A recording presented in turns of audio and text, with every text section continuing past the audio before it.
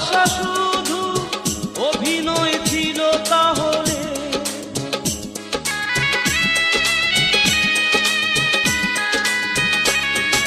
জীবন নাটকে নায়িকা হয়ে চলে গেলে।